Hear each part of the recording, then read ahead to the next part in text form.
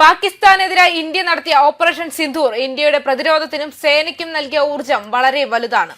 പുതിയ പുതിയ തന്ത്രങ്ങൾ മെനയുന്നതിനും പുതിയ ആയുധങ്ങൾ കരസ്ഥമാക്കുന്നതിനും അത് പ്രയോഗിക്കുന്നതിനും ശത്രു രാജ്യങ്ങളെ ഏത് തന്ത്രം ഉപയോഗിച്ചായാലും നിലംപരിശാക്കി കൈപ്പിടിയിൽ ഒതുക്കുന്നതിനുമായി പുതിയ ഉണർവ് സമ്മാനിച്ചതായിരുന്നു പാകിസ്ഥാനുമായുള്ള ഓപ്പറേഷൻ സിന്ദൂർ. അതിനെ തുടർന്ന് ഇന്ത്യക്കുണ്ടായ വിജയവും അഭിമാന നിമിഷത്തിലൊന്നാണ്.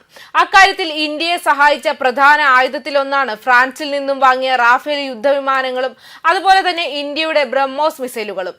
ഇനി ഇന്ത്യ പുതിയ കരുത്തിലേക്ക് കുതിക്കുകയാണ്. ഇന്ത്യയുടെ ആയുധ രംഗത്ത് കൂടുതൽ സ്വയം പര്യാപ്തത കൈവരിക്കുന്നതിനും ശത്രുരാജ്യത്തിന്റെ മുൻപിൽ തല ഉയർത്തിപ്പിടിച്ച് സൈന്യത്തിന് നിൽക്കുന്നതിനും പുതിയ പുതിയ ആയുധങ്ങൾക്കും സേനയെ നവീകരിക്കുന്നതിനുമായിട്ടാണ് കഴിഞ്ഞ ദിവസം 2000 കോടി രൂപയുടെ കരാർ ഇന്ത്യ നൽകിയത്. ശരിക്കും ഇന്ത്യൻ പ്രതിരോധം എന്നത് നരേന്ദ്രമോദിയുടെ സുസ്ഥിരമായ ഭരണത്തിന് ശേഷം കരുത്താർജിച്ച ഒരു മേഖലയാണ്. ആ മേഖല വിട്ടൊരു കളിയില്ല എന്നത് തന്നെയാണ് ഇപ്പോഴുള്ള 13 കരാറിലൂടെ ഇന്ത്യ കാഴ്ചവെക്കുന്നത്. രാജ്യത്ത് ഒരു രീതിയിലുമുള്ള ഭീകര പ്രവർത്തനങ്ങൾ നടക്കാൻ സർക്കാർ അനുവദിക്കില്ല എന്നതിന്റെ ഉത്തമ ഉദാഹരണം കൂടിയാണ് ഈ പുതിയ കരാർ. അതുകൊണ്ട് തന്നെ ഇന്ത്യയെ തൊടാൻ മറ്റു രാജ്യങ്ങൾ ഭയപ്പെടും. അത് പ്രതിരോധത്തിന്റെ കരുത്തും ശക്തനായ പ്രധാനമന്ത്രിയുടെ കരുത്തുമാണ്. പ്രധാനമന്ത്രി നരേന്ദ്രമോദി നേതൃത്വം നൽകുന്ന കേന്ദ്ര സർക്കാരിനെ സംബന്ധിച്ച് രാജ്യത്തിന്റെ സുരക്ഷയാണ് പരമപ്രധാനമായിട്ടുള്ള കാര്യം. രാജ്യസുരക്ഷയ്ക്കും തീവ്രവാദ വിരുദ്ധ പ്രവർത്തനങ്ങൾക്കുമായി കൂടുതൽ ആയുധങ്ങൾ സംഭരിക്കാൻ ഒരുങ്ങുകയാണ് ഇപ്പോൾ ഇന്ത്യ. ഇന്ത്യയുടെ സൈനിക തന്ത്രം ലോകരാജ്യങ്ങളെ അതിശയിപ്പിക്കുന്നതാണ്. പാകിസ്ഥാനും ചൈനയ്ക്കുമെതിരെ ശക്തമായ മൂർച്ചയേറിയ ആയുധങ്ങളും വികസിപ്പിക്കാൻ ഒരുങ്ങുകയാണ് ഇന്ത്യ. ഏറ്റവും മാരകമായ ഭൂഖണ്ഡാന്തര ബാലിസ്റ്റിക് മിസൈൽ അഗ്നി 5ന്റെ പുതിയ വകഭേദം ഇന്ത്യ വികസിപ്പിക്കാൻ തുടങ്ങി. ഒരൊറ്റ ആക്രമണത്തിൽ പാകിസ്ഥാന്റെ ആഴത്തിലുള്ള ഭൂഗർഭ താവളങ്ങളെയും സൈനിക താവളങ്ങളെയും നശിപ്പിക്കാൻ ഇതിന് കഴിവുണ്ടാകും.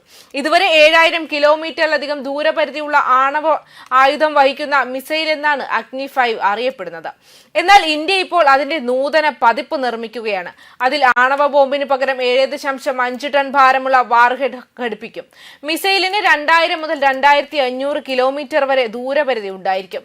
ഇത് പാകിസ്ഥാനിലെ ഏത് ലക്ഷ്യങ്ങളെയും ആക്രമിക്കാൻ പ്രാപ്തമാകും.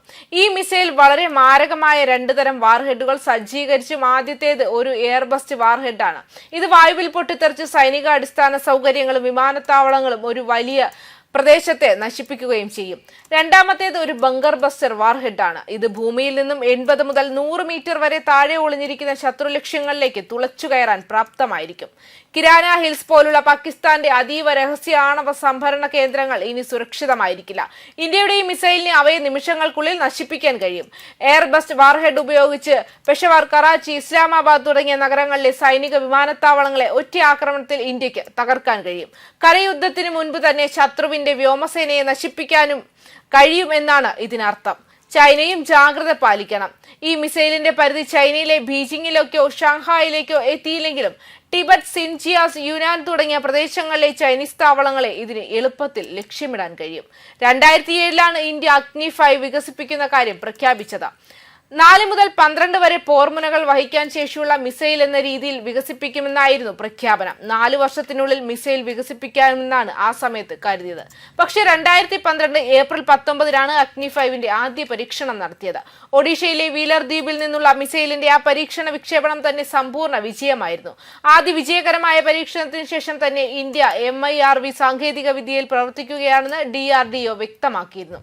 രണ്ടാമത്തെ പരീക്ഷണ വിക്ഷേപണം 2013 സെപ്റ്റംബർ 15 ഇതും വിജയകരമായിരുന്നു. 2015 ജനുവരിയിൽ കാനിസ്റ്ററൈഡ് വിജയകരമായി പരീക്ഷിച്ചു.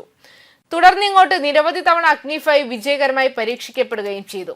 അതേസമയം 2000 കോടി രൂപയുടെ അടിയന്തര സംഭരണ നിധി അനുവദിച്ച് പ്രതിരോധ മന്ത്രാലയം ഉത്തരവിറക്കിയത് ജമ്മു കാശ്മീരിലെ സായുധ സേനയുടെ പ്രവർത്തനശേഷി വർദ്ധിപ്പിക്കുന്നത് ലക്ഷ്യമിട്ടാണ് പ്രതിരോധ മന്ത്രാലയത്തിന്റെ ഈ പുതിയ തീരുമാനം.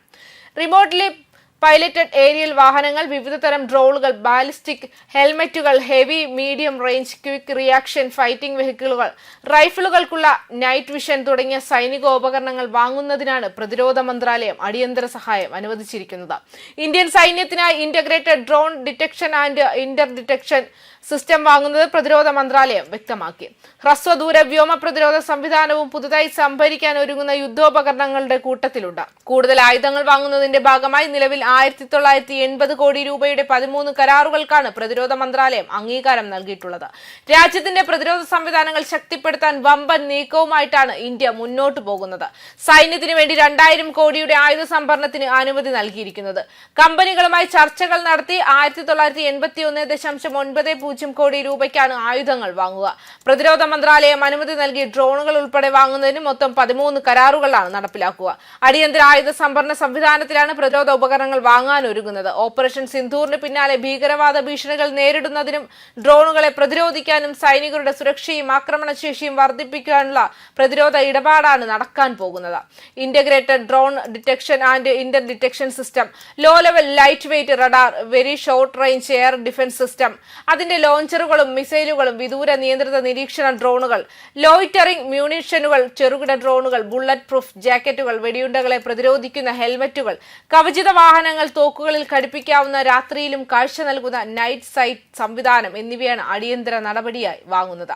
സേനയ്ക്ക് ആധുനികവൽക്കരിക്കുക, കൂടുതൽ കരുത്തുറ്റതാക്കുക, ഉയരുന്ന പുതിയ കാല ഭീഷണികളെ നേരിടാൻ പര്യാപ്തരാക്കുക തുടങ്ങിയ ഉദ്ദേശങ്ങളാണ് ആയുധ സംഭരണത്തിന് പിറകിൽ. ന്യൂസ് ഡെസ്ക് കർമ്മ ന്യൂസ്.